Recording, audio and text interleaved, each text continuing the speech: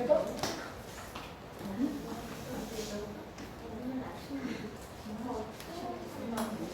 우리 떼제 오늘 예배 부를 찬송들을 한 번씩만 불러보고 예배 시작하겠습니다.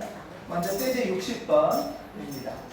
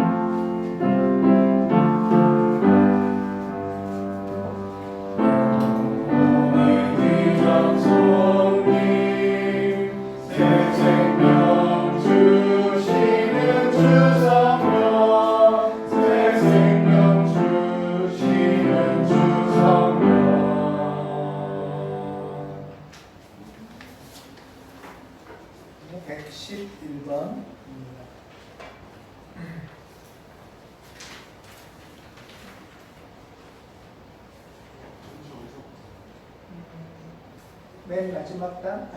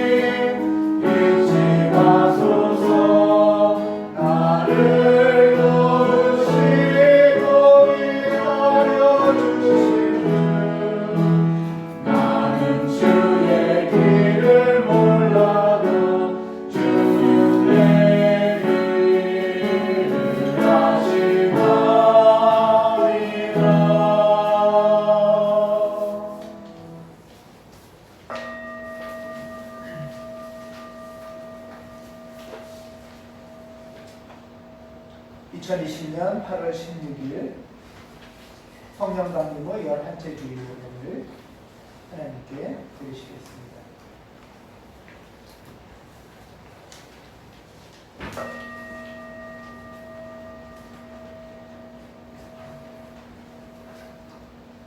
혼돈과 어둠의 세상에 빛으로 오시는 그리스도를 우리가 모십니다.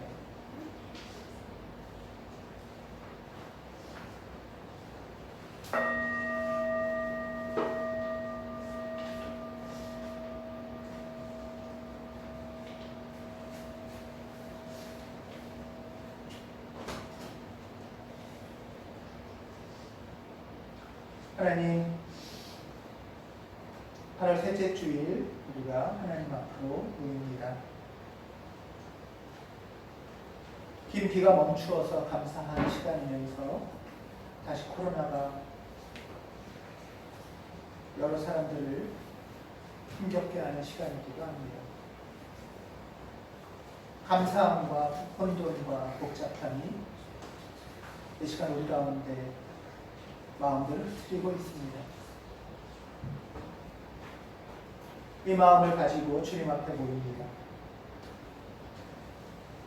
주님에게 주목하게 하시고 주님 앞에 차분히 앉아 주님의 말씀을 듣도록 인도하여 주시옵소서. 주 예수 그리스도 이름으로 기도합니다. 아멘.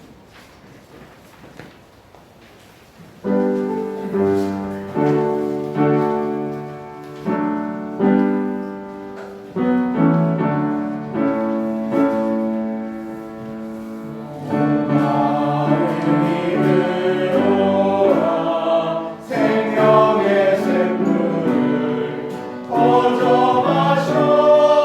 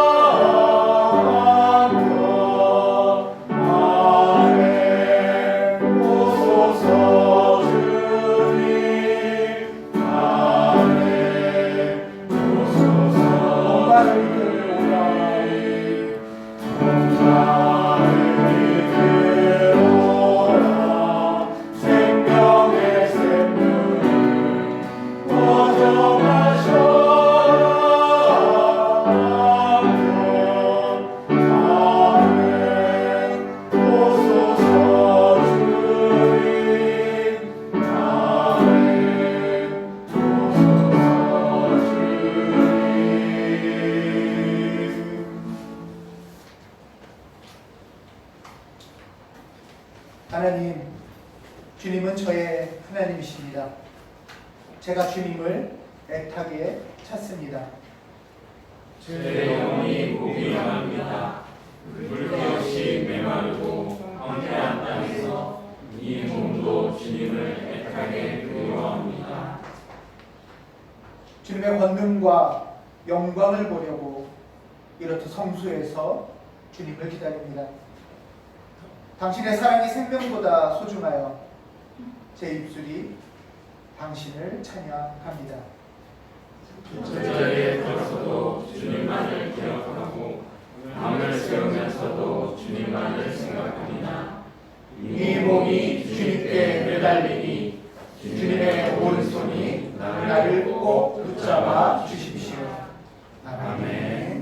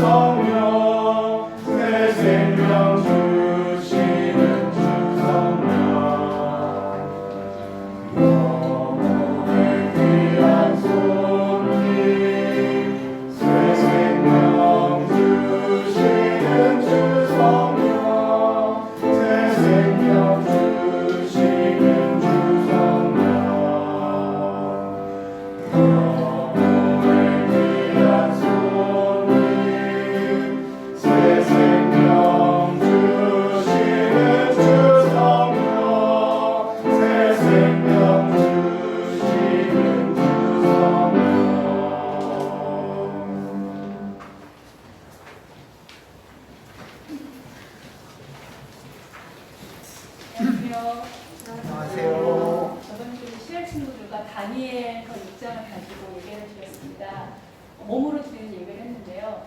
사자도 돼보고 또 다리오 왕도 돼보고 다니엘도 돼보고 시리안 신하들도 돼보고 여러 활동들을 이제 몇 개씩 해보고 예배를 드렸습니다. 오늘은 그래서 그 인물들이 어떤 마음이었을지에 대한 그 인물들의 다니엘을 쓰는 다니엘 그 상황에서 다니엘은 어떤 마음이었을까? 내가 다니엘이었으면 어떤 선택을 했을까? 다리오 왕이었으면 그 신하들을 시기하는 신하들과 다니엘을 좋아하는 그 다리오의 왕의 선택에 있어서 어떤 마음이었을까를 같이 나누려고 합니다. 그 안에서 우리 아이들이 어떤 선택을 할지 몰라. 나는 다니엘에서 그냥 나는 절을 할 거야 라고 할 수도 있을 텐데 그런 이야기를 나누면서 신앙이 발전해가고 또 신앙이 내 안에서 젖어드는 그런 예배를 드리려고 합니다. 위에서 기대해 주시기 바랍니다. 고맙습니다.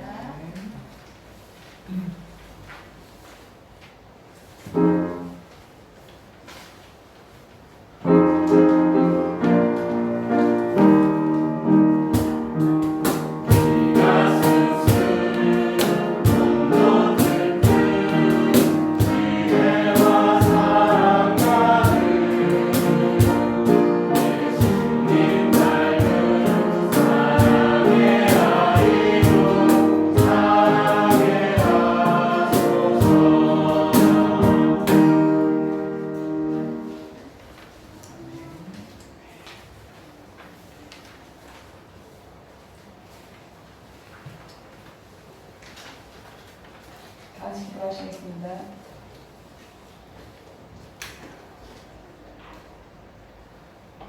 우리의 일상 속에 함께 하시는 주님, 우리는 영적인 삶으로 발돋움하기 위해 매주 귀한 말씀을 통해 삶을 돌아봅니다. 우리는 막 걸음을 시작하는 어린아이와 같이 이제 다시금 성령에 속한 삶이 무엇인지 알아가려고 합니다. 우리의 가장 깊숙한 자아로, 우리의 동료 인간에게로, 그리고 하나님께로 향하는 발돋움을 통해 우리는 성숙한 그리스도인이 되어가는 단계를 밟아가려고 노력하고 있사오니 우리를 바라봐 주시옵소서. 아멘. 우리는 자꾸만 졸고 있는 우리의 영을 깨우기 위해 의식적으로 우리 자신에게 질문을 던져보려고 노력합니다. 나는 성령에 속한 삶을 살고 있는지, 나는 그리스도인으로서의 실천적 삶을 살고 있는지, 나는 그리스도의 사랑을 조건 없이 나누고 있는지. 하지만 주님을 주님의 삶과 사랑은 배울수록 또 들을수록 참으로 어렵습니다. 우리는 우리 편의대로 우리의 경험치로 주님의 삶을 해석하고 주님의 사랑의 한계를 만들고 재단하고 조건을 달아서 우리 이웃에게 보여주고 판단하고 착용합니다. 주님, 이 나라가 코로나와 집중호우와 부동산 문제로 큰 혼란에 빠져 있습니다. 이럴 때 그리스도인으로서 우리는 어떤 모습으로 이 세타를 맞이해야 하고 이 혼란 속에서 이웃을 향한 주님의 사랑을 어떻게 실천해야 하는지 지혜와 분별을 구하오니 주님 인도하여 주시옵소서. 진정으로 깨어있는 그리스도인이 되고 싶습니다. 우리의 인간의 모습을 안타깝게 보시고 계실 주님, 그러나 가온에게서 희망을 보겠다고 흐뭇해 하실 예수님의 이름으로 기도합니다. 아멘.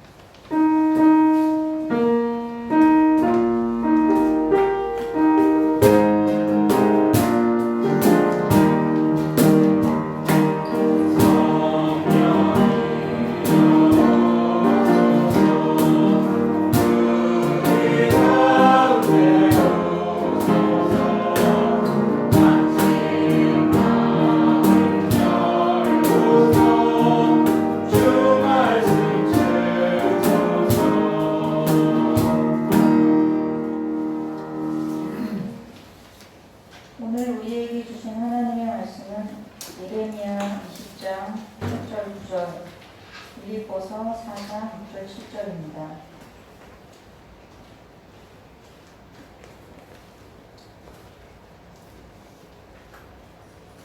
먼저 예레미야 20장입니다.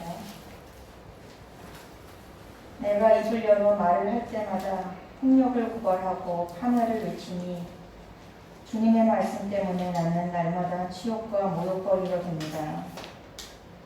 이제는 주님을 말하지 않겠다, 다시는 주님의 이름으로 외치지 않겠다 하고 결심하여 보지만 그때마다 주님의 말씀이 나의 심장 속에서 불처럼 타올라 뼛속에까지 타들어가니 나는 견디다 못해 그만 항복하고 맙니다. 다음은 빌립보서 4장입니다.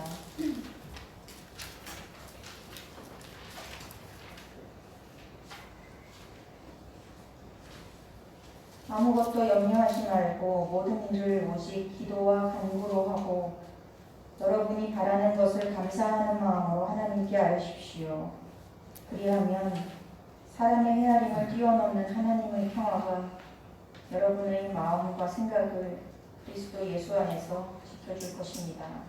아멘.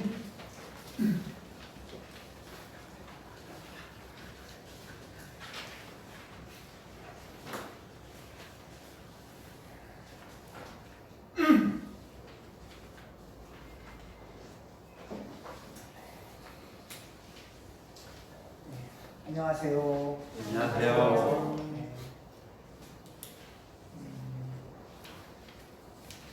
우리가 영적 발돋움이라는 책, 헬리나우엔의 이 책을 가지고서 이 책을 기초로 해서 지금까지 3번 영적 발돋움을 살펴봤습니다. 우리가 하나님을 우리가 이렇게 영적으로 성장하기 위한 발돋움, 이경미 집사님 기도처럼 우리가 이제 아장아장 걷기 시작하는 거예요. 그래서 이제 발을 이렇게 발돋움을 하는 거죠. 그때 이제 첫 번째 발돋움은 자아를 향한 발돋움. 내 속에 어떤 모습이 있고, 내 안에 어떤 바람이 있고, 내 안에 어떤 아픔과 외로움이 있는지를 살펴보는 것부터 시작하는 거였습니다. 그리고 두 번째 발돋움은 이웃, 동료 이웃을 향한 발돋움이었습니다. 이웃인데 이웃을 그냥 내가 이렇게 잘 베풀어주고 도와주고 살펴주는 그런 발돋움만이 아니라 더 나아가서 이 사람을 동료로 관계하는 그런 발돋움으로 가자 하는 것이었습니다. 그리고 이제 지난주에는 동료 이웃을 향한 발돋움의 확장으로서 첫 번째는 동료 이웃 중에 먼 동료가 아니라 내 배우자를 동료로 만나는 것, 부모와 자녀를 동료로 만나는 것, 이런 것에 대해서 얘기를 나눴었죠. 그리고 두 번째는 동료 이웃에 대한 확장으로 차별금지법에 관한 생각을 또 나눠봤습니다. 우리가 일상에서 알면서 또 모르고 차별하기도 하고 또 차별을 받기도 하고 하면서 살아가는 우리의 삶을 돌아보는 시간이었습니다. 어떠세요? 이렇게 말씀을 이렇게 듣고 묵상하고 또 나누고 하면서 조금씩 더 발돋움을 해보자 뭐 이런 마음이 드세요? 아니면은 배울수록 어렵네? 이런 생각이 드세요?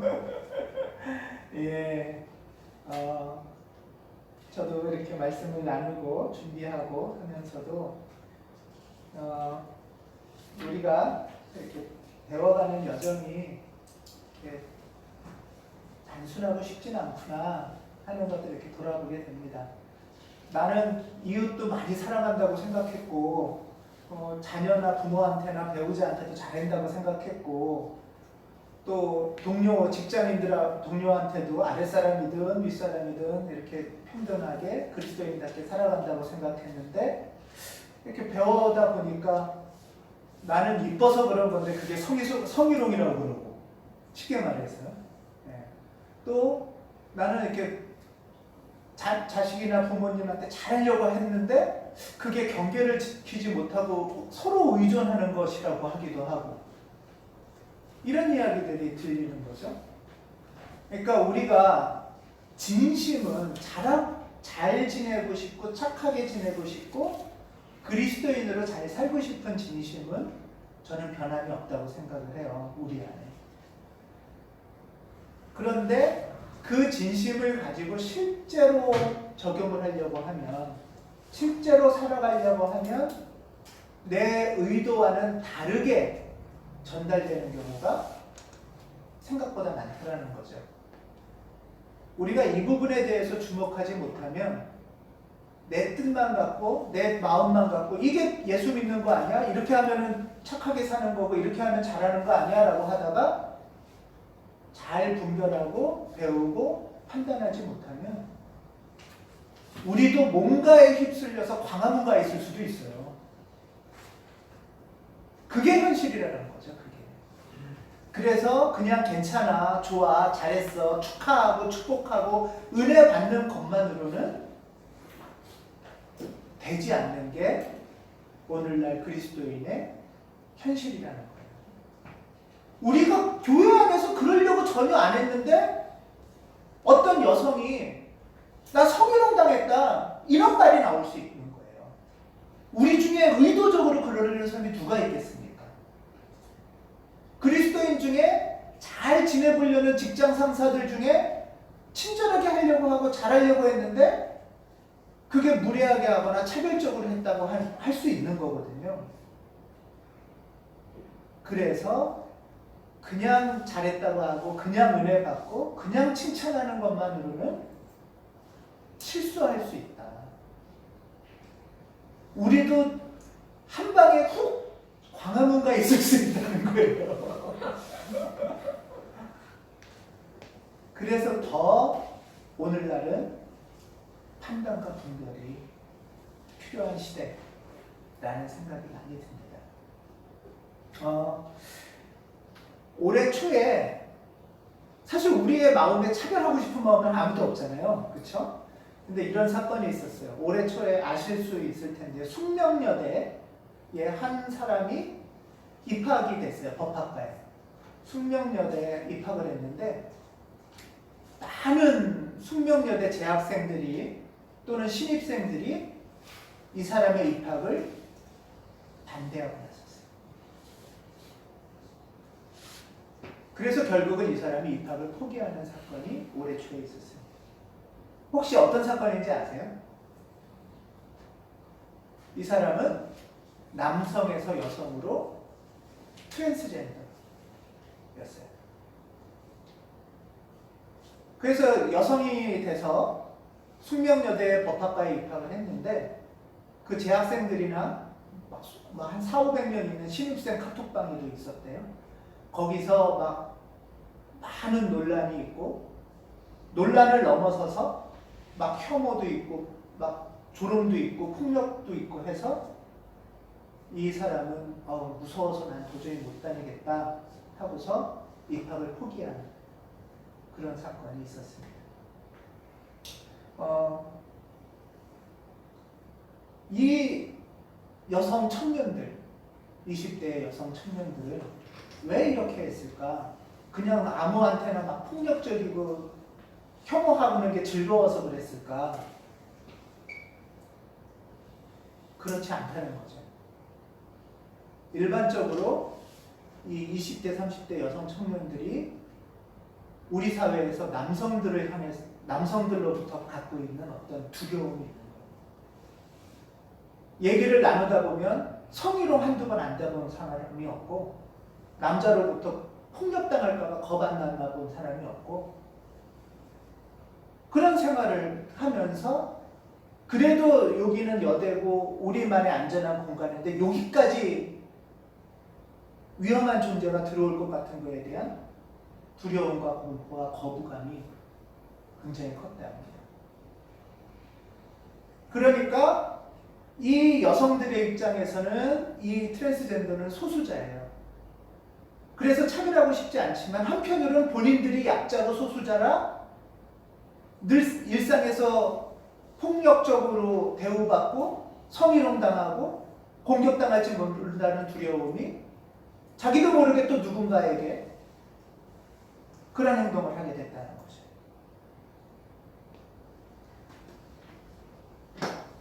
이게 우리의 현실입니다.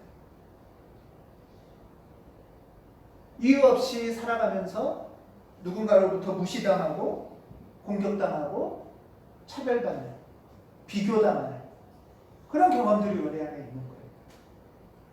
그러면서 그 마음속에 뭐가 있죠? 억울하기도 하고 속상하기도 하고 우울하기도 하고 좌절감도 있어요. 그렇게 살다가 나도 알지 못한 어떤 나보다 약한 어떤 대상을 만나면 나도 의식하지 못하는 채 똑같은 행동을 할 수 있다는 거예요. 이 사람을 무시하거나 공격하거나 비하하거나.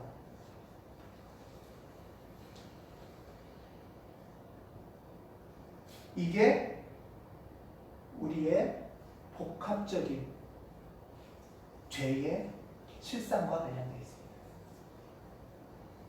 지난주에 우리 살펴본 것처럼 예수님 제자도 랍비들로부터 나는 막 불황자고 못 배웠다고 그러고 떠돌이라고 손가락질 당하는 사람들이었잖아요. 예수님 제자들도. 그런데도 한편으로 그들은 또 유대인이고 남성이고 비장애인이기 때문에 자기네들도 또 모르게 장애인에 대해서 그렇게 차별적인 발언을 하거나 또는 성경에 보면 여성에 대해서 얼마나 무시하는 발언들이 있어요. 그런 것들이 나타난다는 거죠. 죄의 현실은 이렇게 우리 삶에 중충적이고 복합적입니다. 그냥 착하게 살자라고 결심한다고 착하게 살 수 있는 게 아닌 거예요. 여기에다가 착하게 살다, 문진 쓴다고 착하게 사는 거 아니잖아요.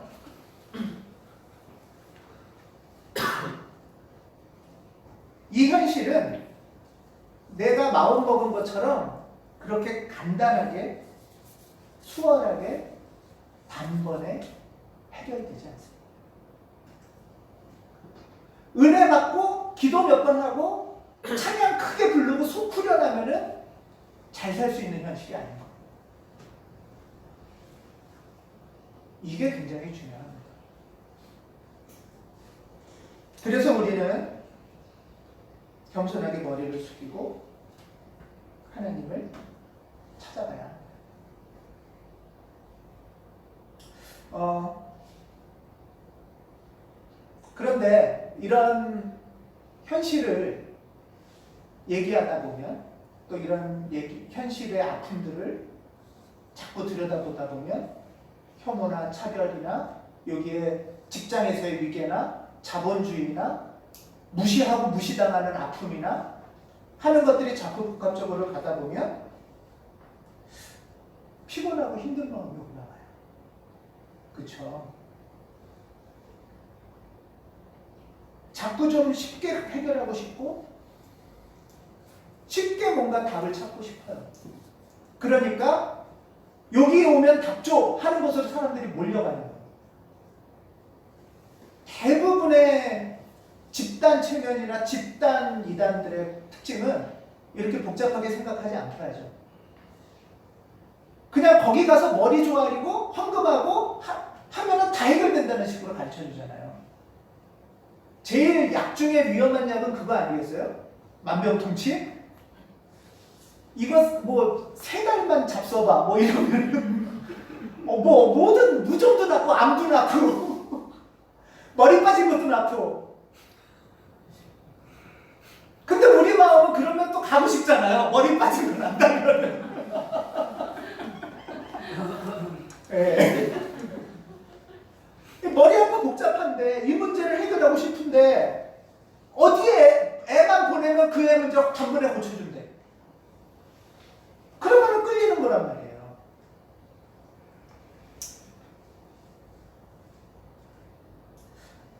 그래서 사실 교회에서는 이렇게 복잡한 얘기 안 하는 거죠. 그냥 기도하면 된다고 그러죠. 은혜 받으면. 그런데 휩쓸려 가는 사람들이 오늘 저는 어저께 사진 보고 너무 놀랐는데요. 맨 위에 태극기가 있더라고요. 8.15니까. 근데 태극기 밑에 미국기가 있더라고요. 뭐 그것까지는 너무 이제 익숙해져서. 근데 그 밑에 일본기가 있더라고요. 그건 왜 그런지 저는 이제 이해가 안 가요. 이스라엘기도 들고 나오는 사람은 전에 봤었는데 그걸 들고서 찬송을 하고 통성기도를 하는 거예요. 그래서 우리는 쉽지 않은 현실인데 복합적인 관계 속에 있는데 이 현실을 이야기할 수밖에 없다 라고 말씀을 드립니다. 물론 저도 실제 현실 세계를 조금씩 더 직시해서 들여다보려고 하다 보면 힘이 들죠. 그러면서 또 올라오는 마음이 하나 있습니다.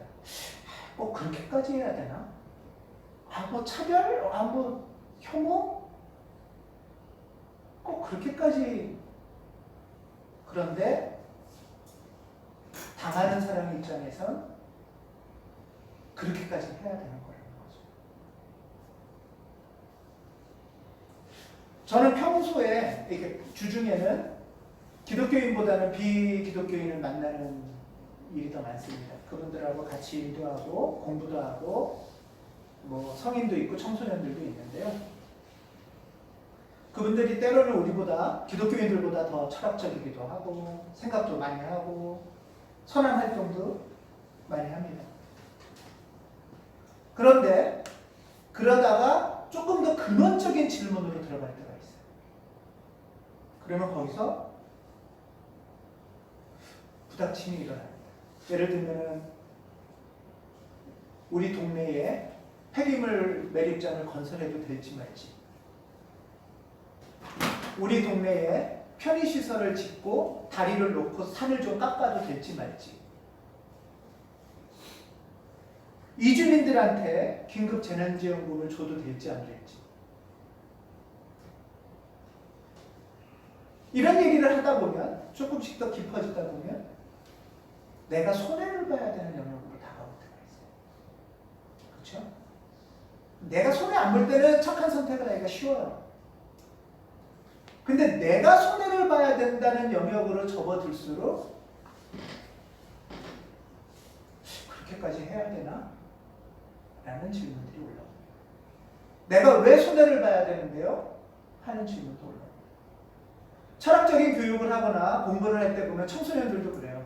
이런저런 얘기를 막 하다가 실제 내 문제와 부닥치게 되면 왜 꼭 사람이 착하게 살아야 돼요? 나쁘게 살면 안 돼요? 라는 질문이 나오기 시작해요. 이건 정말 근원적인 질문이죠, 사실은.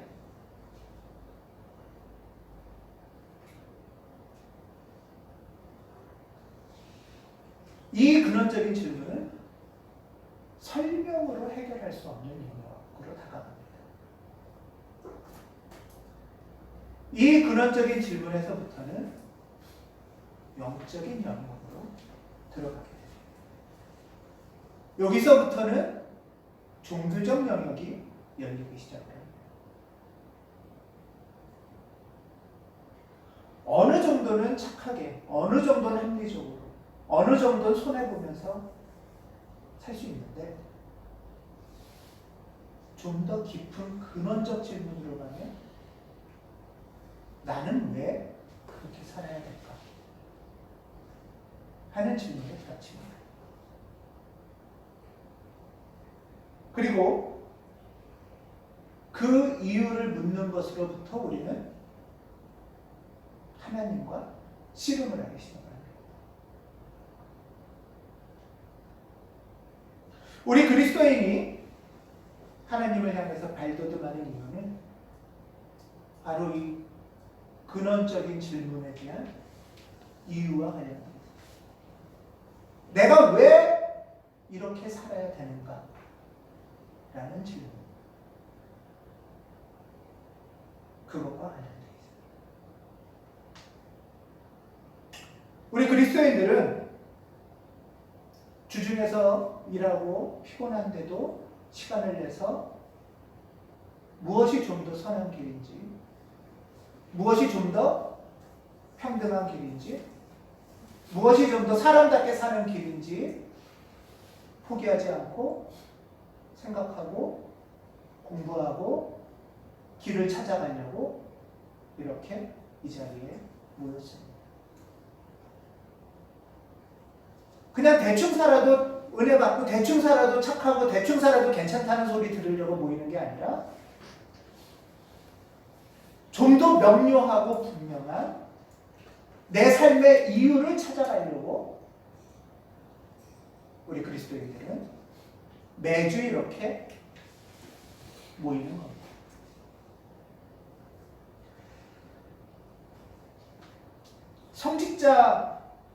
성직자라고 부르는 전임 종교인, 저는 이렇게 부르는 편인데요. 전임 종교인. 여러분들도 전임 종교인이긴 한데 한 이중직 종교인 정도 되시죠?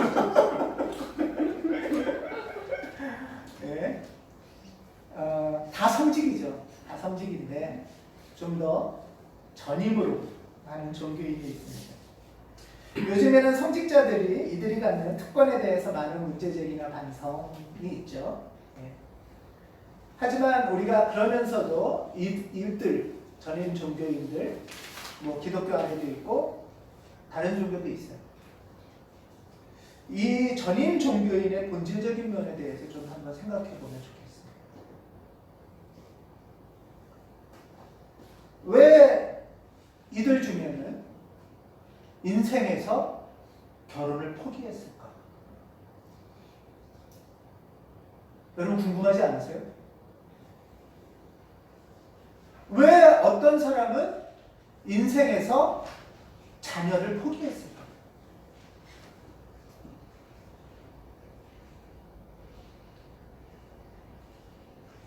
왜 어떤 사람은 돈 버는 일을 안 하고 평소에 돈 안 되는 일을 할까?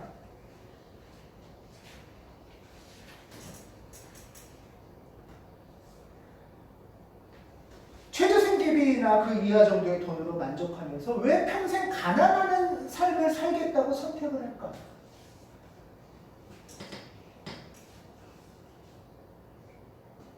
물론 이들도 그런 선택들 사이에서 수많은 고민도 하고 질문도 할 겁니다.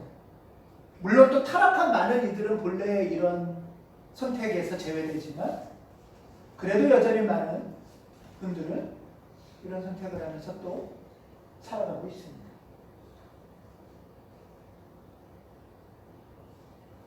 뭐 이분들만이 아니라도 수도사의 전통을 이어가려는 분들, 우리 교회는 현대적으로 수도원의 전통을 이어가려고 하는 교회인데요.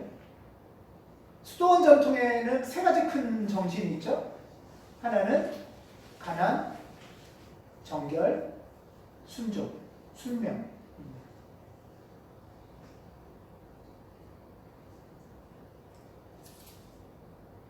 가난하고 적정하게 벌고 잘 소비하는 그런 삶, 그런 경제적인 삶을 선택하는 것. 가난은 경제적인 삶과 관련되어 있잖아요. 그 다음에 정결. 정결은 인간관계와 관련되어 있는 거예요. 정결은 배우자나 자녀나 다른 사람을 이웃 동료로 생각하고 나와 다른 사람의 경계를 존중하고 그러면서도 인간관계 사이에 맺은 신뢰를 지키기로 결심하는 것과 관련되어 있습니다.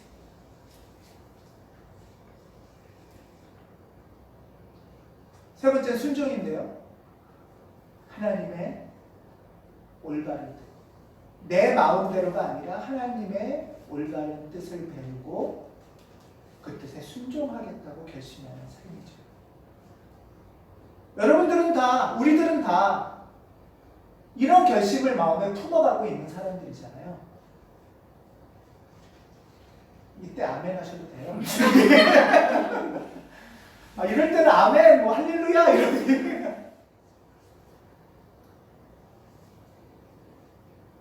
내가 어느 정도 벌고 어떤 식으로 소비할 때 우리는 건강한 삶이 될까? 내가 만나가고 함께 살아가는 가족과 배우자와 자녀들에게 어떤 관계를 동료 이웃으로 맺어가며 살까? 내 뜻이 아니라 피곤하면 안 하고 내 마음에 들면 조금 착한 일 해보고 내 뜻이 아니라 내 기준이 아니라 하나님의 기준으로 하나님의 뜻으로 옳은 길을 선택해보자는 것. 그게 순종이죠. 우리가 이런 삶을 선택하는 것은 그리스도인들이 이런 삶을 선택하는 것은 하나님 때문이죠.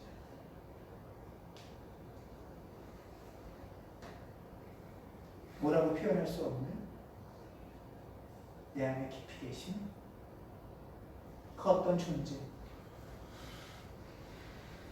그 어떤 힘이, 그 어떤 영향이 우리를 이런 삶을 선택하고 내 삶의 이유의 근원이 되십니다.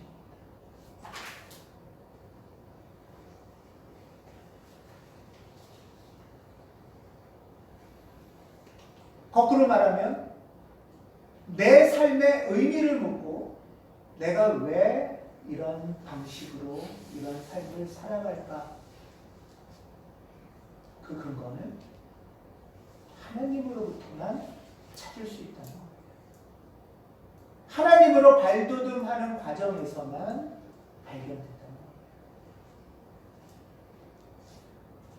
그것은 영적인 세계로의 초대입니다.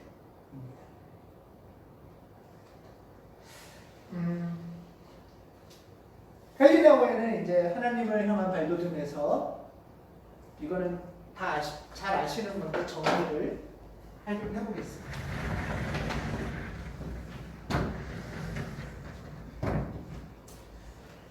그러면 이제 우리가 하나님을 향한 발돋움, 그 길로 가는 통로가 뭘까 하는 거잖아요. 잘 아시는 것처럼 헬리나 오웬이 매우 오랜 시간 동안 연구하고 신앙의 선배들을 관찰한 결과 하나님을 향해서 가는 길은 세 가지가 있다 라고 말을 해요. 책에 나와 있는 표현을 읽으면 그것은 하나님의 말씀을 묵상하면서 읽는 것, 말씀과. 두 번째는 하나님의 음성을 조용히 듣는 것, 기도와 관련돼서. 그리고 세 번째는 신뢰하는 마음으로 영적인 인도자에게 순종하는 것, 영적인 동반자, 동료와 관련돼 있어요. 그리고 그거는 이어서 말합니다. 성경 없이, 조용한 시간 없이, 또 우리를 지도할 어떤 사람 없이 하나님께로 가는 길을 찾는 것은 아주 어려우며 실제로 불가능합니다.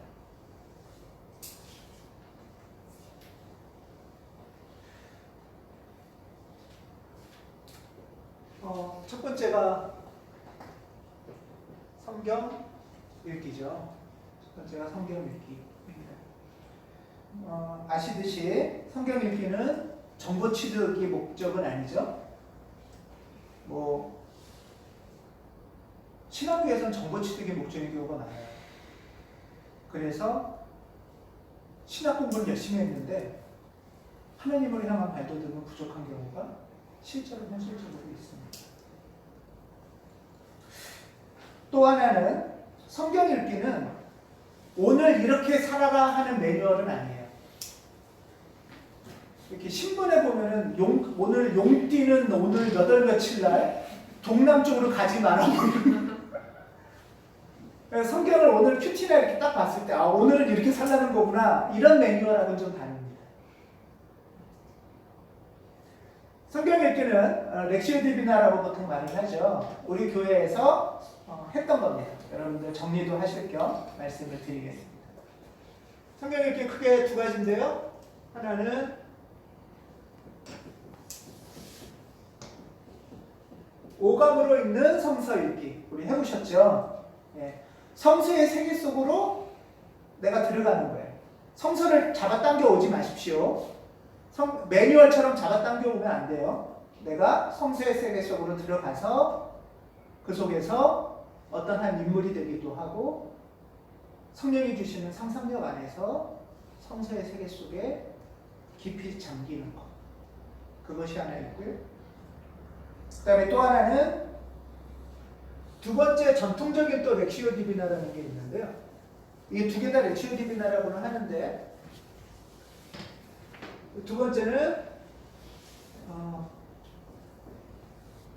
웅얼거림이라는 성서 읽기가 있어요. 웅얼하는 건데요. 이거는 라틴어로는 루미타치오에서 소의 되새김질 같은 거예요. 이거는 조금 더 긴 시간에 좀 더 상상을 많이 하는 거잖아요. 이거는 예를 들면 오늘의 말씀이 있다. 오늘 성서 본문이 있으면 읽다가 주님의 말씀이 나의 심장 속에서 불처럼 타올라 이런 중에 불처럼 타올라 이게 마음에 오시면 그냥 불처럼 타올라까지 안 하셔도 불처럼 하는 낱말 하나를 단추하는 거예요. 생각을 안 할 수도 있어요. 가끔씩 계속 떠올리는 거예요. 웅얼웅얼 하는 거예요. 한 낱말도 됩니다. 이거는 길게 하나를 묵상하고 그 다음에 나오는 시간이라면 이거는 깊이 안 들어가셔도 이 낱말을 늘 예를 들면 주일의 낱말을 일주일만 기억하고 떠올리시는 거예요. 말씀이 매일 바뀌지 않아도 돼요. 오늘의 뉴스처럼 안 하셔도 되는 거예요.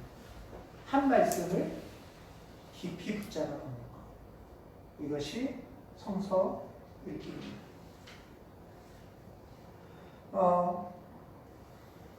두 번째 헬리나 오웬이 하나님을 향하는 길을 말할 때 두 번째는 조용한 시간.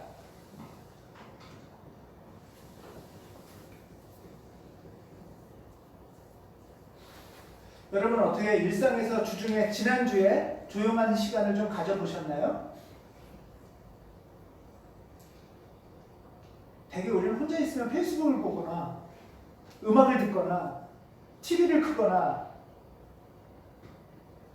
가만 조용하게 있기가 참 힘든 것 같아요. 운동을 해도 음악을 틀어놓고 운동을 하거나 라디오를 이렇게 뒷산을 제가 요즘 산책을 좋아해서 좀 다니면 한 분이 운동을 하실 때도 라디오를 이렇게 크게 틀어놓고 갖고 다니시고 하시더라고요. 조용한 시간을 잊는다는 것이 현대인에게 굉장히 어려울 것 같아요.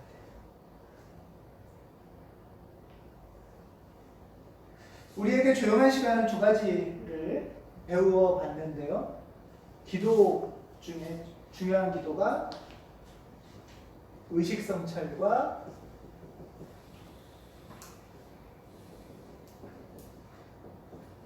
향신기도, 이 두 가지를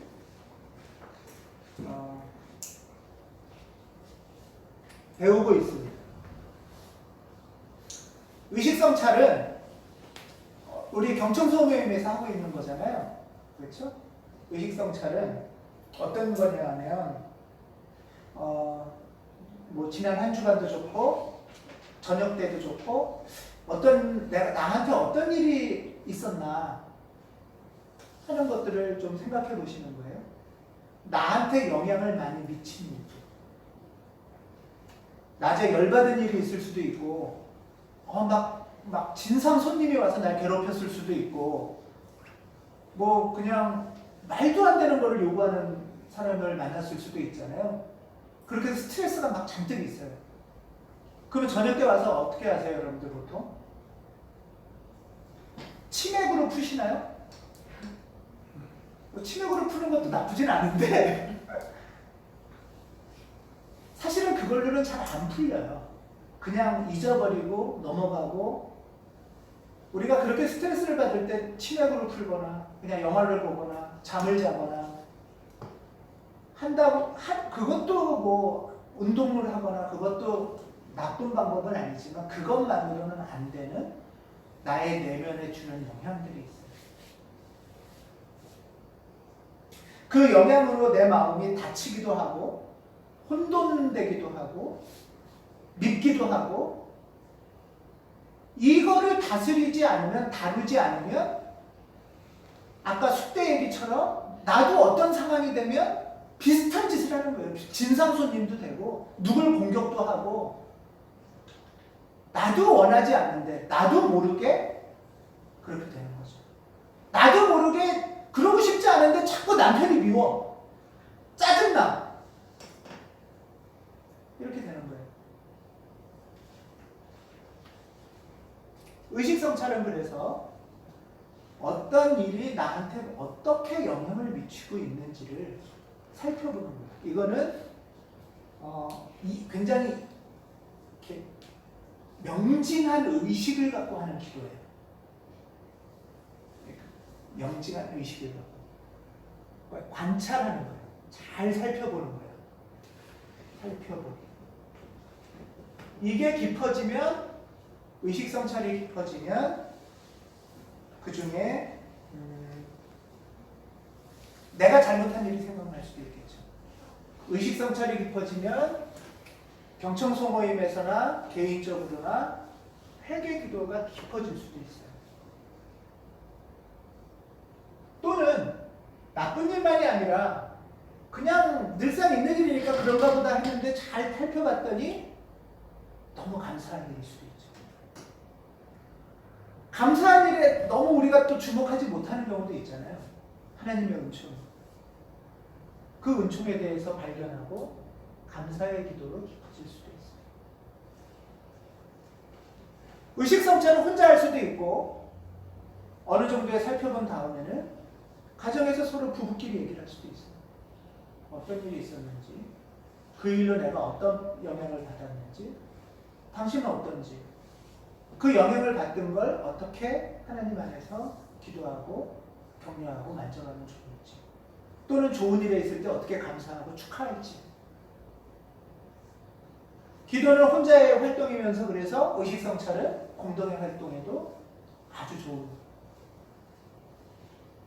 뭐 가족끼리 만나서 또는 친구끼리 만나서 뭐 연예인 뒷담화 할 수도 있고 스포츠 선수 얘기할 수도 있지만 이런 얘기를 할 수도 있죠. 이런 기도를 할 수도 있죠. 이게 하나님을 모시고 하는 기도입니다. 막 예수님 막 이렇게 안 하셔도 돼요. 아예 막 그러면 오히려 의식 성찰이 안 될 거예요. 혼동스러워서. 네. 지금 광화문 계시거나 다른 분들은 자신의 행동들에 대한 의식 성찰을 해야 되는 거예요. 지금 기독교인들. 내가 왜 이 자리에 어떤 힘으로 어떻게 이끌려서 여기에 와서 이러고 있는지에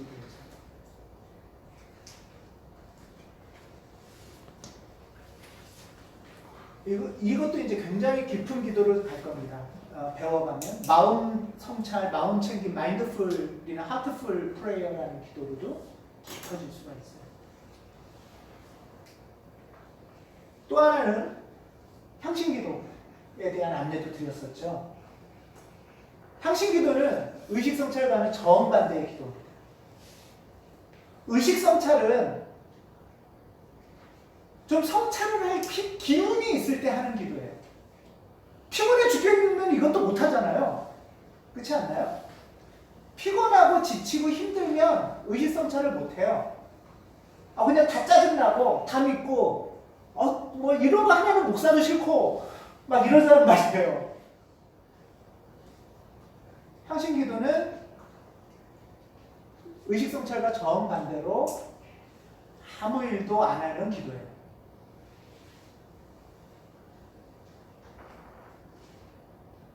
아무 일도 안 하고 그냥 가만히 앉아있는 기도입니다. 저는 몸에 일을 많이 하거나 좀 생각을 많이 하거나 해서 저는 습관적으로 머리 에너지가 좀 많이 돌아가는 스타일이라 에너지가 좀 딸려요. 요 위에 에너지가 많아요. 밑에 에너지가 약하고. 그래서 제가 하나님의 에너지를 받는 방식, 만나는 방식은 향신기도에도 가깝습니다.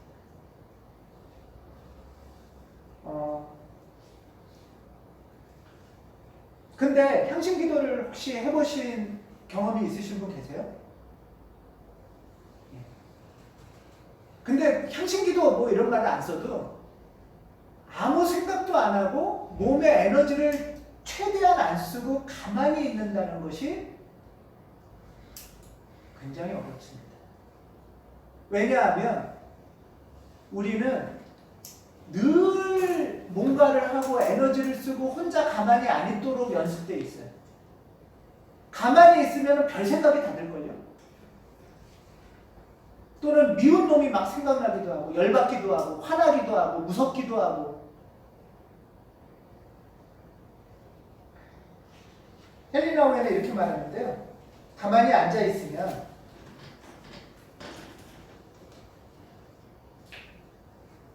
이런 생각이 나요. 우리에게는 항상 더 급한 일이 있어서 그냥 앉아서 아무것도 하지 않는 것은 유익을 주기보다는 불안하게 만들 때가 더 많습니다. 가만히 앉아 있으면 불안하고. 하지만 이것 말고는 길이 없습니다. 저도 전에는 잘 몰랐어요. 많이 생각하고 많이 배우고 많이 일하면 훌륭한 기독교인이 될 줄 알았는데 신앙의 길로 접어들고 배워가고 알아갈수록 하나님 앞에 가만히 있는다는 게 어떤 건가 알아가기 시작합니다. 내 힘으로 사는 거 아니라 하나님의 힘으로 산다는 게 어떤 건가를 알아가기 시작하고 내 이유가 아니라 하나님이 주시는 이유로 이런 방식으로 살아가는 것을 만나가기 시작하게 됩니다.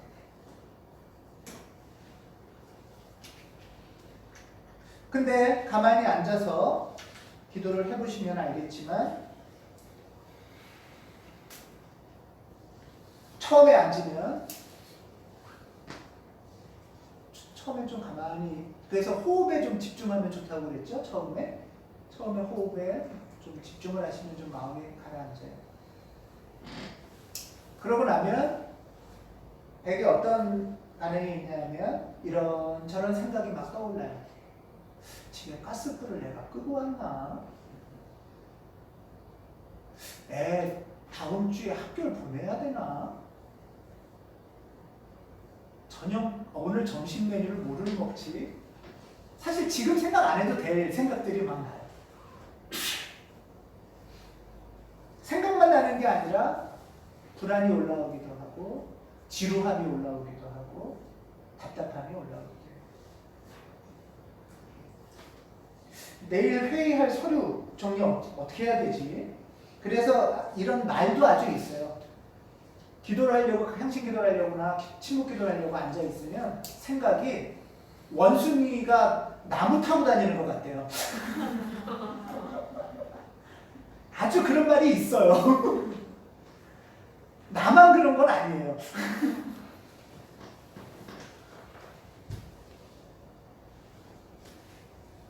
그런데 어느 순간 아 내가 이러고 있네 하고 알아차리면 그냥 흘려보내고 거룩한 단어를 떠올리면 돼요.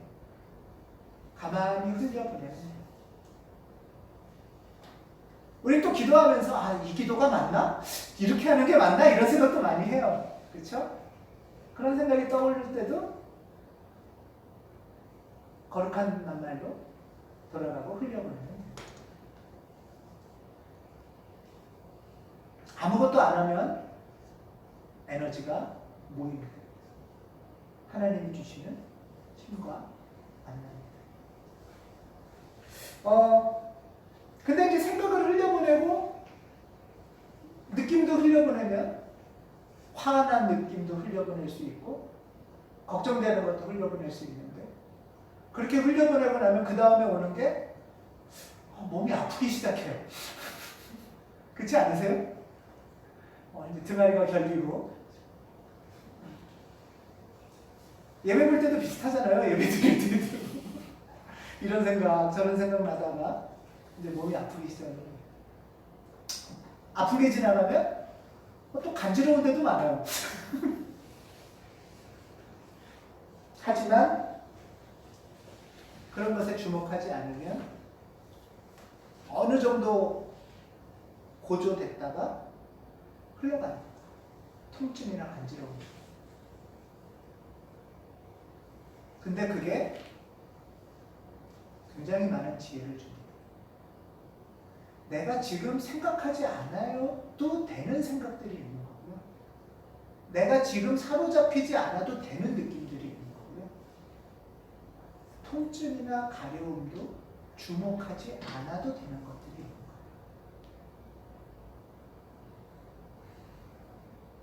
이런 과정을 거치면 마지막으로 오는 게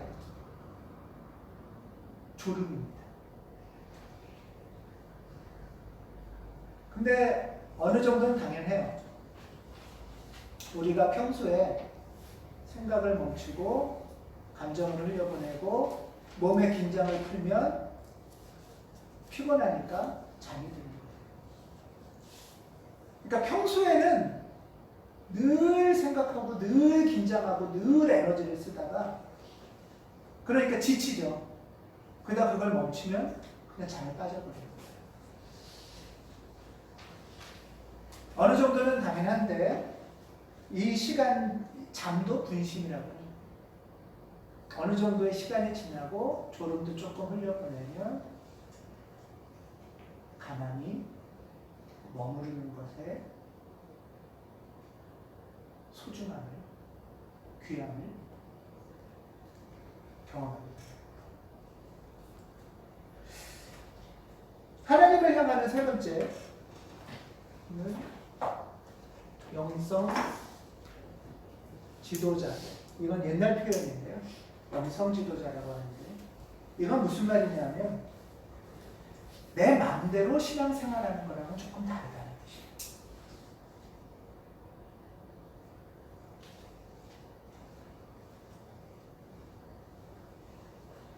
일단 기도를 하다 하면 금방 하기 싫어져요.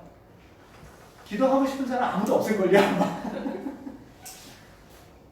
그럴 때 격려해주는 사람이 우리 안에 필요해요. 그래서 이 영성 지도자는 막 대단한 선생님이라는 뜻이 아니고요. 나를 위해서 같이 기도해주는 동반자. 요즘은 그래서 지도자를 말하고 동반이라고 그래요. 영성 동반자. 같이 기도를 하는 거예요. 그룹 영성 지도, 소그룹 우리 경청소 모임은 영성 동반의 과정을 가려고 하는 거예요. 같이 살펴보고 혼자 의식 성찰할 때보다 같이 하면 훨씬 낫죠. 예, 조금씩 더 배워가게 돼요. 침묵 기도도 혼자 하긴 힘들어요. 처음에는 같이 해야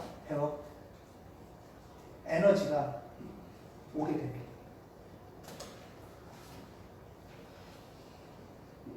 이거는 그룹으로 할 수도 있고 또 개인 영성 지도도 있어서 기도하다 보면 자꾸 그냥 흘려보내도 또 떠오르는 일, 생각들, 흘려보내도 또 떠오르는 감정들이 있어요. 그럴 때 어떻게 할지를 지도자와 상의하는 겁니다. 때에 따라서 이것을 흘려보내지 않고 의식성찰로 올려서 주목해야 될 때가 있어요. 때에 따라서 그것이 내 무의식 속에 있다가 하나님이 자꾸 반복적으로 생각하게 나게 하시는 것일 수도 있어요. 이런 것들을 기도하면서 분별해가는 것이 영성 공동체의 기도입니다. 기도는 사실은 외롭고 어렵고 또 매우 낯선 길입니다. 왜? 사람의 영역이 아니고 하나님의 영역이기 때문에. 그래서 혼자는 기도의 열정을 유지하기가 어렵다고 이 책에서도 말합니다.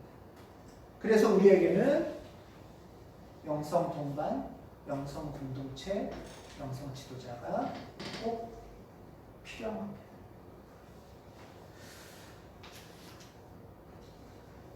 제가 이 책을 보면서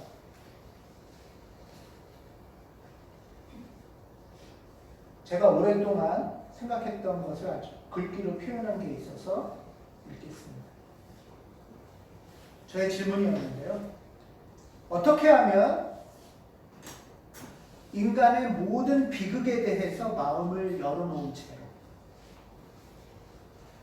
또 망망한 바다 같은 인간의 고통을 의식하면서도 정신적으로 마비되거나 억눌리지 않을 수 있을까?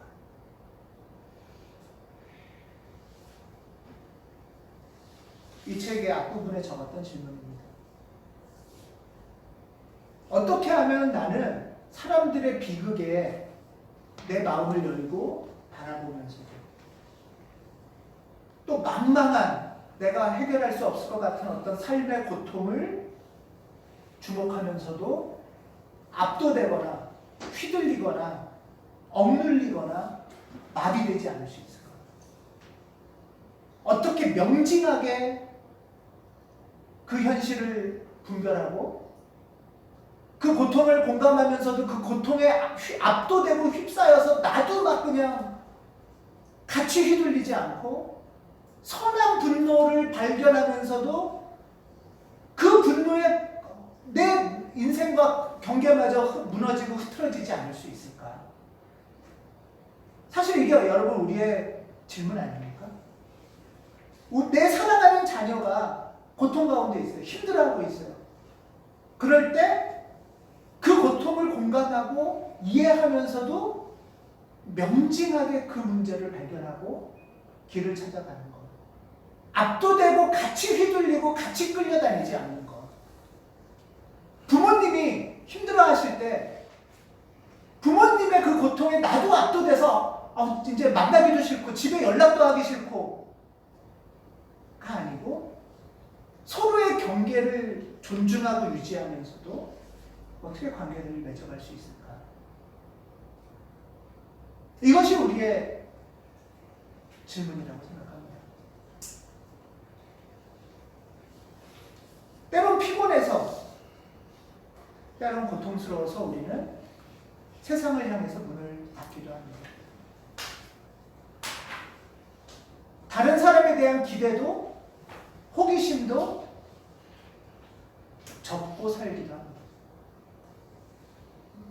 왜냐하면 그 전에 열어봤다가 상처 입은 경험이 여전히 내 속에 있어서, 무시당하거나 차별받은 경험이 있어서, 잘못했다가는 나도 너도 경계도 없이 서로 다 그냥 끌어안고 물속으로 빠질 것 같은 경험이 있어서 그냥 피하면서 눈 감고 살아가려는 마음들이 우리 안에 있는데, 어떻게 하면 그 경계를 든든히 지키면서 하나님의 뜻을 발견하면서 하나님이 주시는 힘 가운데 살아갈 수 있을까? 저는 이 질문에 답하는 것이 우리 그리스도인들의 영성으로 나아가려는 이유다. 하나님으로 발돋움하려는 이유라고 생각합니다. 그리고 이 삶을 사는 힘을 하나님으로부터 받기 위해서 우리는 하나님을 향한 발돋움을 하는 것이라고 생각합니다. 오늘 본문에 보면 예레미야 모습은, 예레미야가 이스라엘이 이러다가 망한다, 이스라엘은 다 폭력밖에 없고 엉망진창이다, 이런 얘기 하는 사람이에요. 그러면 주변 사람들은 예레미야를 좋아하겠습니까?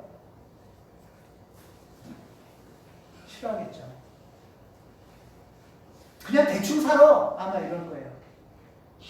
뭐 그렇게 예민하게 굴어? 이럴지도 모르겠어요.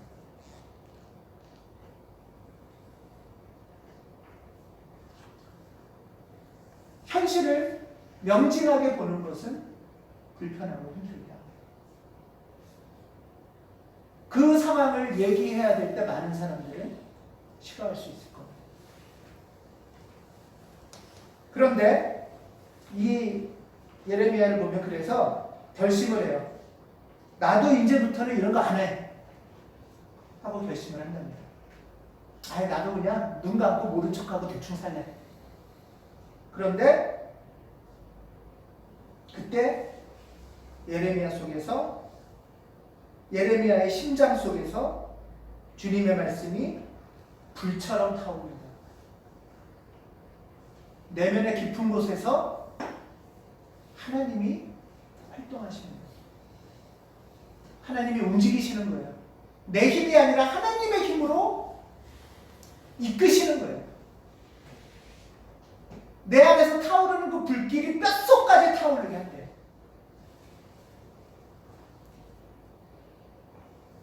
예레미야는 그의 내면 깊은 곳에서부터 활동하시는 하나님이 주시는 그 힘으로 하나님의 사람으로 살아갈 수밖에 없다고 고백을 합니다. 이 모습이야말로 성령의 불에 사로잡힌 모습입니다.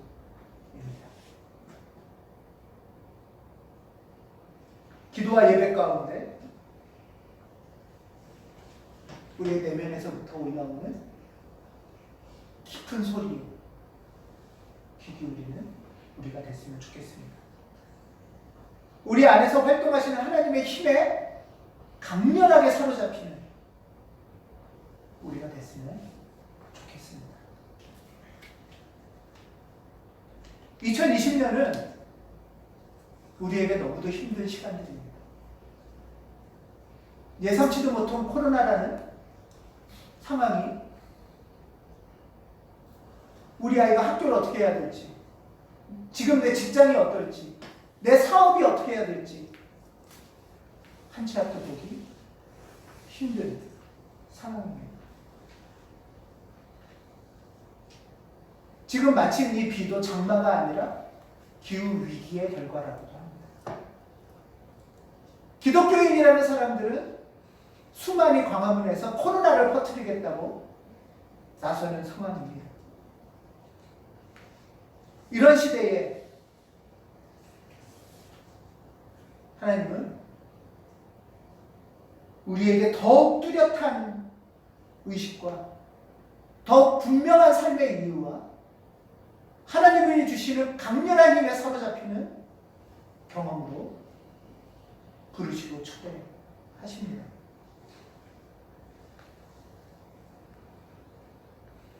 이 아픈 현실을 도피하지 말고 동료 이웃을 향해 발돋움하는 우리가 되기를 바랍니다. 기도 가운데 삶의 이유를 더욱 뚜렷하고 분명하게 하며 침묵 가운데 강렬한 힘을 받아서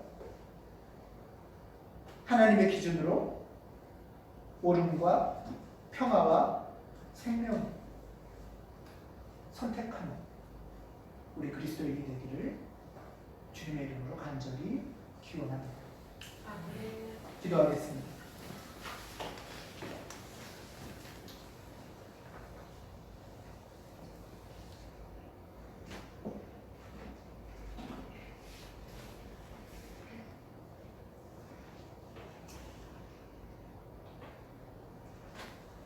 복잡한 현실 속에 많은 과제 속에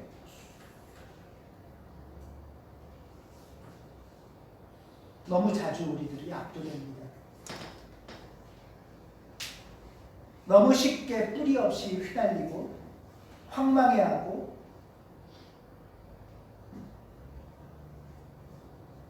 쉽게 절망합니다.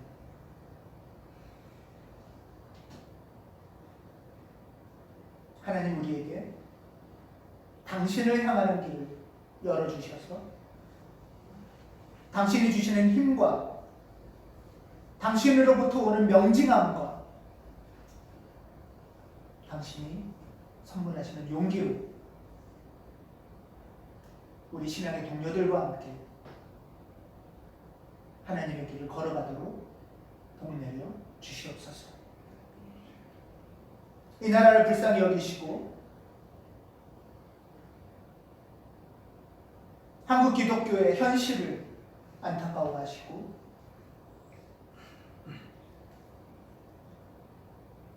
이 시대에 휩쓸리지 않으며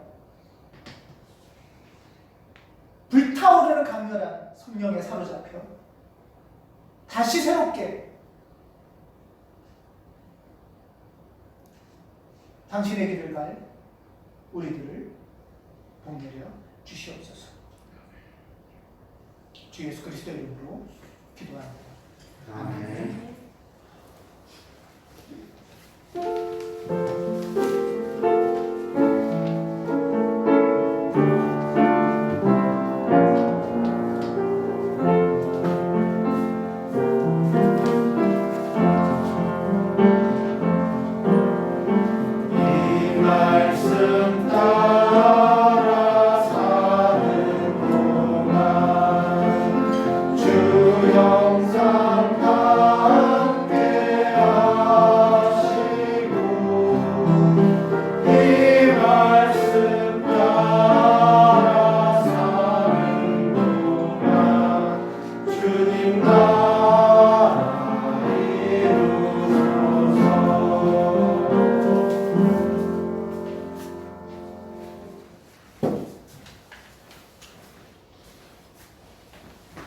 기도 드리시겠습니다. 아무것도 염려하지 말고 모든 일을 오직 기도와 간구로 하고 여러분이 바라는 것을 감사하는 마음으로 하나님께 아뢰십시오. 그리하면 사람의 헤아림을 뛰어넘는 하나님의 평화가 여러분의 마음과 생각을 그리스도 예수 안에서 지켜줄 것입니다. 아멘. 주님, 코로나19 바이러스로 인하여 우리는 평화가 필요합니다. 우리가 기도와 간구를 하게 하시며 주님의 평화를 우리가 경험할 수 있도록 허락하소서. 아멘. 주님, 우리가 노동을 통하여 이룬 일부를 주님에게 드립니다. 주님, 부끄럽게도 항상 기뻐하며 드리지 못하는 이 마음을 가볍게 여겨주세요. 그럼에도 우리를 어렵게 도와주시고 아멘. 이 일부를 하나님의 나라를 이루는 데 사용해 주시옵소서. 아멘. 감사하며 이 모든 말씀 우리 주 예수님의 이름으로 기도했습니다. 아멘.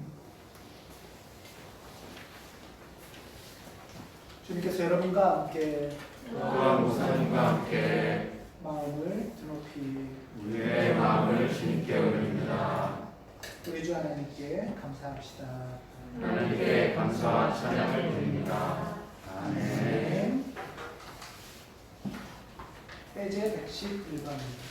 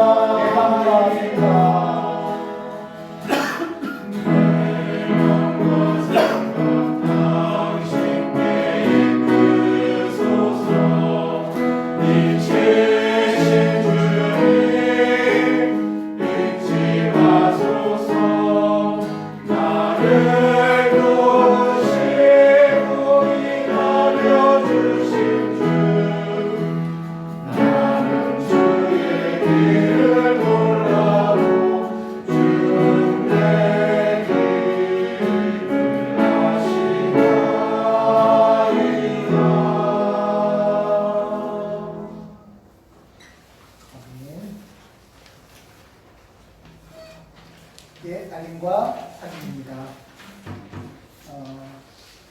현재 공지한 것처럼 코로나 긴급 상황으로 인해서 이번 주일 오후와 다음 주일 오후에 교회 내 소모임은 갖지 않습니다. 8월 달에는 수요 모임도 방학이라 주일 오전 예배로만 진행하겠습니다. 다들 방역에 또 건강에 다시 한번 유의하는 우리가 됐으면 좋겠습니다. 다음 주일은 열린 강단으로 김도현 전도사님께서 하늘 뜻하기 전해주십니다. 다음 주일 예배위원은 살펴보시고요. 하늘 뜻 읽기는 김지현 교우로 변경합니다. 네, 김지현 교우로 했습니다. 그리고 창립 감사주일은 한 주 연기해서 8월 30일에 하는 것으로 하겠습니다. 서로 이렇게 카톡상으로든 또는 줌을 이용하시든 또 통화도 하셔서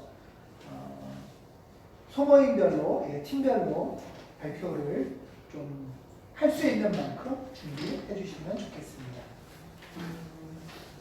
무지개에서는 연극을 야심차게 준비한다고 합니다. 이윤이하고 서정이가 중심이 돼서 네, 연극을 준비한다고 하고요. 그리고 청소년은 노래하고 연주를 준비한다고 합니다. 그리고 뷰 부부 모임입니다. 뷰 맞죠 발음이? 네. 예. 뷰는 뭐죠? 뭘 준비하시는 거죠? 저희 온라인 집들이 예, 영상 영상 집들이 가정마다 영상 집들이를 준비한다고 합니다. 예. 다른 팀들도 우리 코로나 끝나면 영상 말고 오프 집들이도 하는 걸로. 예. 다른 이렇게 뭐 팀에 대한 소개를 한번 나가서 해주셔도 되고요. 약속을 소개해 주셔도 되고요. 또는 경청소 모임을 이제 한 두어 달 했잖아요. 그 소감을 나눠주셔도 돼요. 이렇게 해서 꼭 뭐 너무 막 흥겹고 이렇게 안 해도 되고요. 이렇게 마음을 나눠주시는 시간 하시면 되겠습니다. 복대접 잔치도 거의 상의가 되신 것 같은데요. 상의해 주시고 또 인도리도 하겠습니다. 8월에 생일을 맞으신 분이 있습니다. 오늘이 조은이 교우의 생일입니다. 예. 지금 보고 있을지 모르겠는데요. 생일 축하합니다. 예, 그리고 이경미 집사님이 8월 19일 수요일에 생신을 맞이합니다. 예. 우리 8월 생일을 맞으신 분 조은이교 이경미 집사님에서 잠시 기도하겠습니다.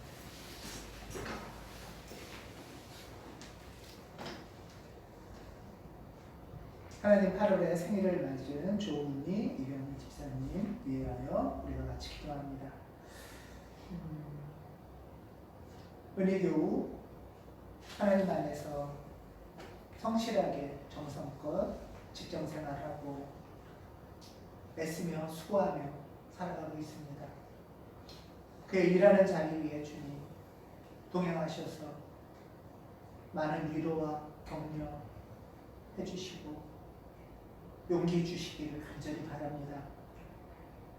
그 일하는 자리에서 부당한 차별이나 혐오가 없게 하시고 과한 노동으로 너무 힘들지 않도록 도우시고 그의 수고와 애씀이 그의 가정을 지키고 이루는데 그의 부모님과 동생을 함께 섬기며 살아가는데 귀한 선물이 되도록 주님 도와주시옵소서. 이경미 집사님 위에 주님 함께 하셔서 이제 50의 시간들을 걸어가고 있습니다. 이전과는 다른 마음의 움직임들, 삶의 태도들을 하나님이 새롭게 기대하시고 또 부탁하시는 시간들이 될 거라고 봅니다. 주님 안에서 하나님의 든든한 힘 가운데서 이 시간들을 감사함으로 걸어갈 수 있도록 붙들어 주시고 이끌어 주시옵소서. 그의 가정에 함께 하셔서 하나님의 선하신 힘이 그 가정을 감싸고 하나님 덕분에 그 은총 덕분에 어려운 과제들, 과정들 이겨감을 감사하도록 주님 선물 내려 주시옵소서. 퇴직을 앞둔 이경미 집사의 남편에게도 주님 새 시간들을 선물하시고 자비와 은총으로 만나 주시옵소서. 주 예수 그리스도 이름으로 감사하며 기도드립니다. 아멘. 예, 우리 평화 인사를 같이 나누겠습니다. 그리스도의 평화를 빕니다. 그리스도의 평화를 빕니다. 그리스도의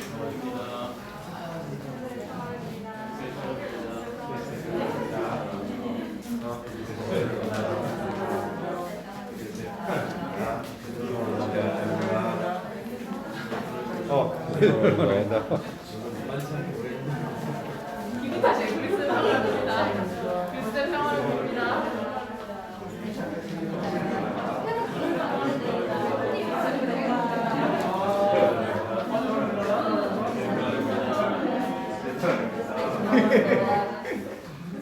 진짜 오랜만이다. 이런 거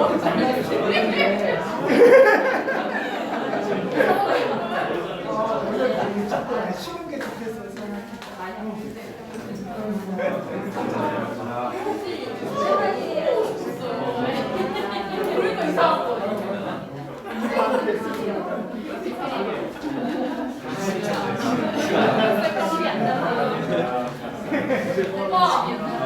수고하십니다. 반갑습니다. 반갑습니다. 이렇게 인사하는데 빨간 눈으로 보니까.